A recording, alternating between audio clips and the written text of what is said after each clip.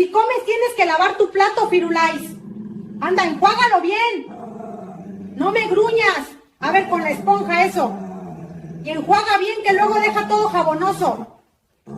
Eso así, muy bien, aunque de malas. Welcome to the motherfucking lady. We're covering today's top boxing news. At this point, I just think Clarissa Shields has a crush on me. She is in love with me.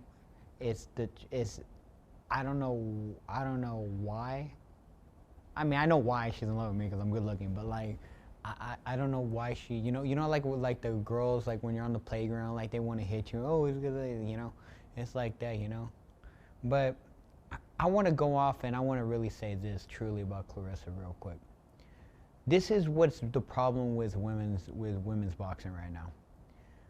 You're confusing the whole. You're like, instead of calling out a woman because there's only 3 people in her weight class, the self-proclaimed GOAT only has 3 people in her weight class. Like, bro, go do that stuff at 30 or 26 or whatever, you know, where there's actual activity, you know.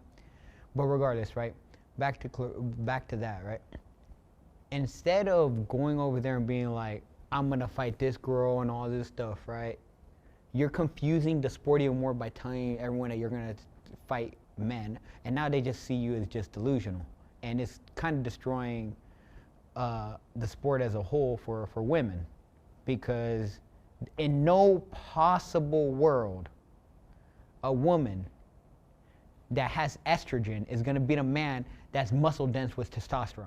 I have to give Rowley a lot of credit in this situation, that perhaps he's smarter than he looks, smarter even than he sounds, because he hasn't allowed any of this to take him out of his zone, make him uncomfortable, or feel embarrassed. All in all, he's been a stand-up guy about this. A man. Let her carry on. Let her say and think what she wants, because if push comes to shove, we all know how this is going to end. For the woman, even if that woman presumes to be the greatest woman of all times. That is where the genius of Romero lies, because he's right. In her calling out men, it's actually taking away from the women. When you consider that Clarissa Shields dubbed herself the greatest woman of all times, and some people actually believe her, so that Bitch! if she were to go in there with your average male boxer, not even one of the good ones, just your run-of-the-mill guy, and she got smoked, it would take the entire sport of women's boxing down a peg, as she is intended to be the best one among them, and not just the best one of this era, but the best one of all times. So what does it say if the best woman of all times gets beat by a male boxer who is not her male equivalent? That, you know what, you don't need the best man to beat the best woman. You can get the average guy to do that. it's going to take everybody down a peg involuntarily in their perception of the women and their contribution to the sport, because they contribute a lot. But if you let Clarissa have it her way, she's going to give the sport a bad name, hurt its image, that the women are not actually as good as the men, and people won't think of them in that spectrum where, if you're selling women's boxing, You don't want that. and I've highlighted this myself, to really elevate the sport and normalize it, you don't want to keep reminding people that it's women's boxing. No, it's boxing. Just boxing. Just entertainment. No more and no less, because the people tuning in aren't actually tuning in to contrast the skills of the men versus the skills of the women. They're not tuning in to watch a man fight a woman, so you shouldn't set that precedent, but that's what Clarissa Shields has been doing now for years. And none of the women boxers who came before her, whether it was Cecilia Brækhus, Hannah Gabriels, and Sophie Mathies, her contemporaries like Amanda and Katie and Sinicia Estrada, Michaela Mayer, never took it upon themselves to challenge the men the way that she does, Alicia Baumgartner. they never made it about a battle of the sexes. So why does she? When the consumers of this product are mostly men, what reaction do you expect them to have when you're doing stuff like this? This shtick may go over better with white liberal women and feminists, those who would look to blur the lines that separate the girls from the boys, but unless those people all of a sudden become the biggest consumers of this product, Which they are not. you're just putting off the people that are, because the largest consumers of boxing all around the world are men. So what reaction do you expect them to have? Because men know that other men are not at liberty to put their hands on a woman, so a woman acting as a provocateur. An antagonist. Just a fucking bitch. But I think that Rolly Romero has taken a very unserious person and treated them as such, because Rolly's not taking her public callouts seriously. He interprets it as a schoolyard crush. The only reason this broad keeps focusing on me and talking about me, Wants to fuck me. she wants me to fuck her. She wants to ride the Matterhorn. Why else would she be talking about me this much for all this time? Get off my dick, bitch! I don't know how much or how little Rolly believes what he's saying, but in taking this approach, he is creating a more relatable situation that takes the awkwardness out of it. His manhood isn't under threat. He doesn't feel challenged. She wants to fuck me. Sure it is, because you don't expect us to believe that a 50-year-old papoose is satisfying all of your feminine wiles. Couldn't satisfy all of Remy's, so he's gonna satisfy all of yours? Bitch, please. Bitch. Empowerment doesn't have to be about taking anybody down a peg. For Clarissa to be a great woman, that doesn't mean Rolly has to be less of a man. But that's how she's framing it, where he's framing it as, this is just a girl with a crush. You just want this dick? Bitch, why else would you be talking about me this much? You know we're not gonna fight. You know what you want. Dick. She wanted to make it awkward for you. You turn around, you make it awkward for her, so that every time she brings you up, what's gonna come to mind? Dick. Big fucking dick right on your forehead. Yeah. Like I said, Rolly's a lot smarter than he looks. I've got to give him credit for that. He's a lot smarter than he sounds, and framing this the way that he did, he's turned the tables on her. It's not about how many people go into a stadium. It's about the fight, the ecosystem, the market, the people that will benefit from this fight. Shops, hotels, boxing clubs, equipment wear, like British boxing, shows, everything. What we're basically saying is we're not capable. We're not big enough. We're not worthy enough of this fight between two fucking Brits. That's what you're saying. We ain't good enough. We're not the entertainment capital of the world. Why are you going to cave to it, Edward? Because I've got everybody that wants to do it. Tyson Fury signed. Your Everybody's signed. It's Joshua's money, right? Because that's what we're saying. So what we're saying is we're putting stuff in place that might not be agreeable to them. Make it that big, then. That's it. You know, like I'm saying, we're in the middle trying to be partners with Turkey. And the whole reason I'm coming out and doing this, because I ain't standing for the bullshit. And I don't give a fuck who this interview upsets. That's the reality of the situation. Because I'm big enough and I've got enough dough to not be mugged off by people who are fucking cretins. That's the reality of the situation. And I have the ability to come on here and set things straight instantly, because that's what I do. Not, you know, call a meeting between, you know, the communications and media board and have a fucking prompt of what to say, right, in front of me or in my ear when I'm saying it, or notes of what to say. I just give it to you straight. We signed this fight to take place in the UK. We signed a contract. We don't deviate from contracts, ever. All we're asking is that you honour this contract. So don't try and dress up some bullshit. Oh, they're asking to get paid for the darts and snooker event that we owe them money for. Yeah, that'd be fucking nice, to be honest with you. But that is not involved in the addendum of the changes that need to take place. Fact. And on that note, hold on. No. You can't. I've got to go. I've got two questions. Quickly. Hurry up. Another bona fide case of he said, she said in the sport of boxing, to which Nikisa Badarian, Co-founder of MVP. he's reacted by saying, this reminds me of a similar bullshit story around Canelo versus Jake that was planted by guys who shake your hand but place stories behind your back. They place lies that claimed MVP wanted Jake Paul to be treated as the A-side versus Canelo by having him walk second at 2 of the 4 press tours, and for Jake's image to be made bigger in promotional items, which were total lies. This whole matchroom narrative is being placed by dirty actors. That's the truth. To make AJ look bad and to try to pressure him into agreeing to terms that are not part of the deal. In other words, media spin. Intended to rally the boxing community against Anthony Joshua and Matchroom and pressure them to accept whatever's on the table, even if that's not what they want. And we've actually seen something similar before. Remember when Frank Warren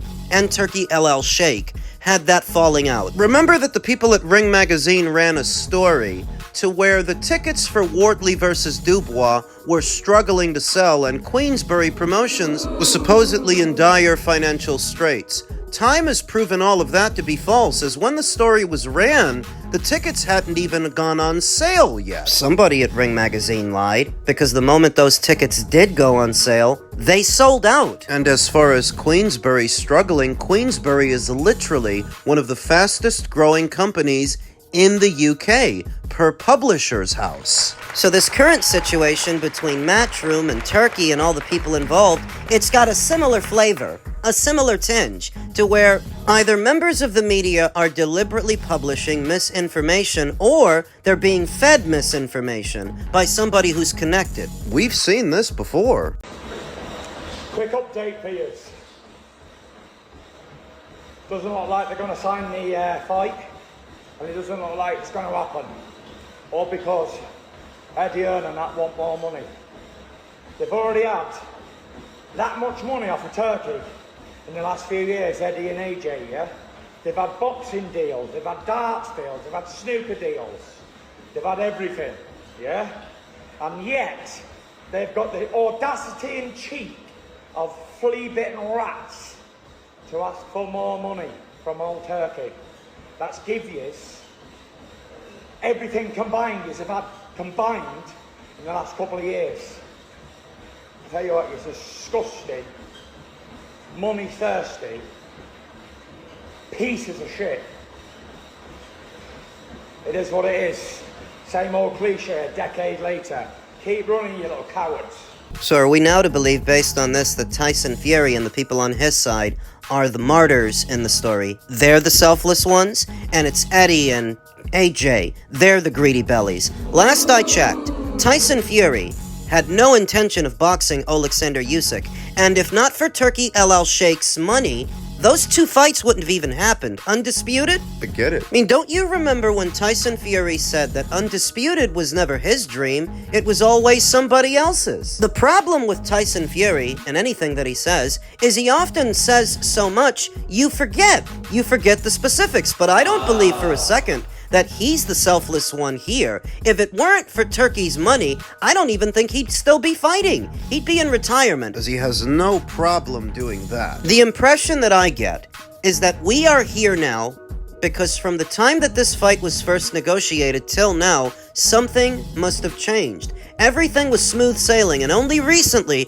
did we start seeing trouble in paradise. Do I really believe that from the very beginning, Anthony Joshua signed on to fight Tyson Fury in New York? Why would he have done that? I don't know all of the specifics. I don't presume to. I just find it hard to believe that from the beginning, this was the deal. Fight Fury in New York. A meeting that was had with SELA on a couple of weeks back, which is basically the money that we're owed for contracts signed. Nothing, we're not asking for additional years of events. We're just asking for money that's owed. I don't want to go too much into that because that's a separate How time much and a is that place. money, Ed? It's a lot of money. Okay. There's another time and a place for that. Nothing out of the park, nothing or out of the ordinary.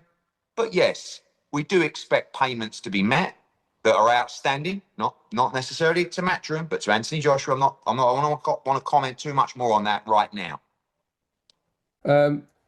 Has Anthony Joshua been paid for the Prenga fight? I'm not going to go into that at the moment. That's a contractual position that will be left for another day. Okay. Well, that's a bit weird, isn't it? Why wouldn't you answer that? He's either has or he hasn't, or not. It's not that deep. I'm literally got social media on my phone right now. Next question. Okay. So don't try and dress up some bullshit. Oh, they're asking to get paid for the darts and snooker event that we owe them money for. Yeah, that would be fucking nice, to be honest with you. But that is not involved in the addendum of the changes that need to take place. Fact. On at least 4 separate occasions in that Eddie Hearn video with IFL TV, it was referenced or insinuated that the Saudis owe Anthony Joshua or Matchroom money for past events that has not been paid yet in full. Interesting that this ends up being the case with entities that are supposed to be paying the most for sporting events. Fury frames it to where AJ and Matchroom want more money, Seemingly more than what they've already agreed to, where Eddie frames it as they just want the money that they're owed, the money that's outstanding, the money that has yet to be paid.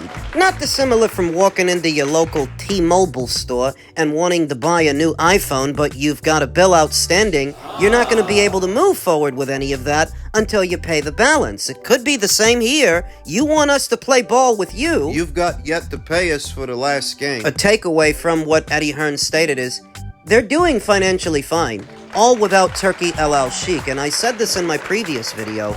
Turkey needs their fighters more than they need his events, because what are his events without their fighters? When Eddie Hearn says that he's got enough dough, you can't just mug him off. And the revelation that perhaps Anthony Joshua has not yet been paid for the Christian Prenga fight weeks ago, likely because that fight was connected to this one. A 2-fight deal. Like the one they've got for Ryan Garcia that resulted in the Barrios fight and the upcoming Conor Benn fight. SELA may be withholding Anthony Joshua's purse for the Prenga fight up until he moves forward with the Fury fight, but the way that they want it, and the way they want it requires Anthony to fight Fury in New York. According to Eddie, that's not what they signed up for. This requires a little bit more attention to detail and interest than I have for this subject at this time. It's just another bona fide case of he said, she said in the sport of boxing, of which there's no shortage of. But my purview on it is Matchroom isn't strapped for cash,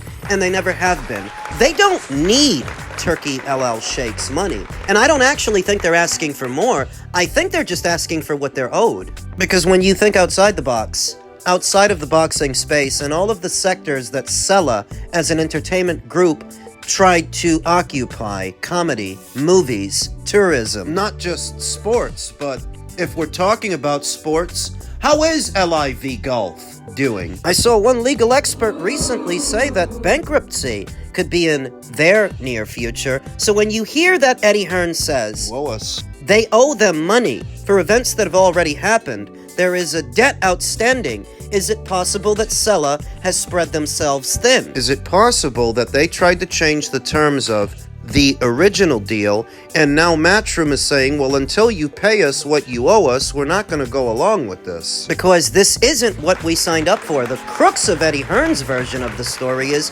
we already did a deal for this fight, and it was supposed to be in the UK. If you now want it in New York, we're going to have to renegotiate. And you're going to have to come up with the money that you owe us. He's the only promoter in the industry that can afford to take a hardline stance like this with SELA because he doesn't need their money. He never did, but they've always needed his fighters because Matchroom's got the contracts. What would any of your events have been if not for the willful participation of their fighters on your shows? Dmitry Bivol is their guy. So is Anthony Joshua, and whatever other fighters you want to use in the future. And you're all tucked in bed with Dana White now, who is their competition, so why shouldn't they take a hardline stance with you? It's my take on it. You guys want to play games, but they can do that too.